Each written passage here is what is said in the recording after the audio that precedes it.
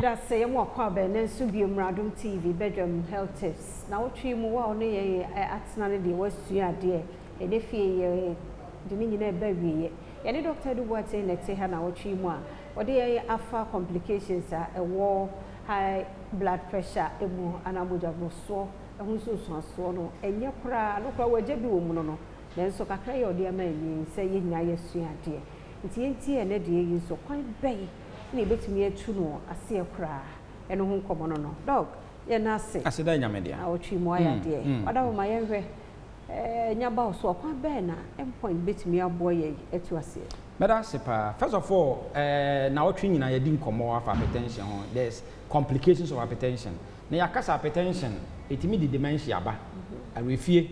hypertension etimi kofa stroke yade ba hypertension etimi obi akoma kese said the akmani ye aduma broso nti etima akmani kese hypertension tim kofa kidney yade ba hypertension ma mema bebre do benada mema bebre no be ma ne kwa peja ohun se wa utimi se obema ni peja ne wadwa utimi se peja na esi ni tirase hypertension ema bebre so kra tenka ayira hypertension oba kra nyem no hypertension a wanya miscarriage ya sa oba na utimi pon ana abos wonyem no complication bo si agina to hospital yes ye manage the pressure ye agina to hospital ne se man enti eye yade a ye mu yade no but ekum nipa silently eti yade ba ko the nickname of hypertension a silent killer obokoko eti obi betima hypertension na high blood pressure na oni sign bia so anko check pressure no a wonim so obi enti bo so obi o ha obi obeye lucky no o ha na nakoma bone periperi palpitation of the heart or one yambit machine or new biaka or why ni titimi dwano ga half side headaches or why ubon say or homie so shortness of breath obi bo etimi ya ne ya obi okwa moja etimi free ni hwinim etimi ya de eba obi wa etimi di insomnia sleeplessness oda wona ni nyina na kotimi koye science ya edi adanse say bia nipa no enya yade ye fe ne se hypertension na obi bebre du so no kwa de sa science ne bi nna ne ho adi kura obe hu ane se je so akwa check asa no hu so wo eyi no hypertension fa so wo ya akola anazo ye wo nkola ye pediatric hypertension one day we will take that one as a topic pediatric hypertension nkola nkete obo hu sa akola no hypertension kwa be ne fa so e ba ye obo hu na yade bi e sha ase na akwa sa de ye fe hypertension aba na kwa be na endpoint fa so a ye two hypertension ase hypertension no ejina no mamienu okọ orthodox clinic ya kwalebuni konfanoche doctor na beka cho se no maduro no koji se obewu de enti e okana sa ne se so obi bese o two hypertension ase a eduro nko an two hypertension ase okay I just said there's a total change of your lifestyle and enti so obi ba endpoint ya de ye ne se ye hunu the cause of hypertension no obu ana ne lifestyle e bi anuane a wodie odi sodium ebi enchene kra dɔɔso bebree obi wɔ kra na yade bi na tene so na di sa hypertension na ba ye kyerɛ wo sa yade we na tew so na di ayi na ba sa lifestyle we na wo wafa aduro we na wonom aduro we sɛ ebi ansa bi a wonom anase drugs bi a wo abuse no shisha bi a wonom late eating a wo ye anase adwendwene bi a de ato ho so na de sa de na ba so we teach you the cause of it na ye wi a yama waduro ama won amna correct the fundamental cause of the hypertension you know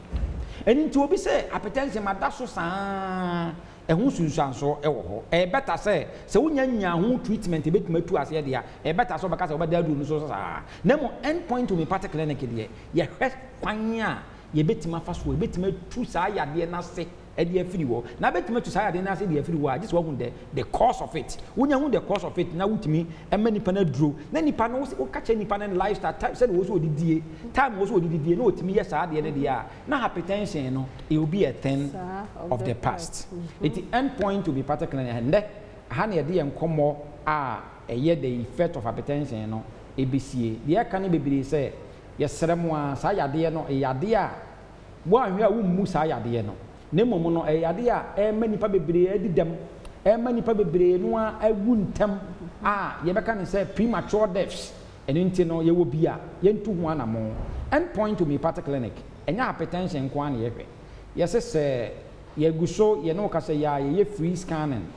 for mema bema ebi odwonso ntentem odwonso ani mu apa mienu odonso a ne nso fita fi be manim ba obi okwa na mogya di akire obi wo ha otimi da oda odonso more than be at 10 times ansa na ade ache bra endpoint scan na free obi wo so a oba bi wo ha bosome miensa na onya ne menses no so ba tum obi nya miscarriage obi nyima na asai ana wontimi nyem kura de a scan no e free of charge ade bi a ha bia bra endpoint to me particular near the cause of it near intimi tu ase emfa ma frɛ me number na me no twetwe nkomo number ne 0244 86 70 68 0244 86 70 68 that's it I said I am there Dr. Dubois and I would say then come now three mushia fast da mano watch ya de bebre si e chire na sa kwatie ni nyina bio ni nyina yemu ye ho ban endpoint homeopathic clinic ye don wase na wo twe besi mo nkwa hoden wo ho afia amankwa tamaklo ye be se hia ye da se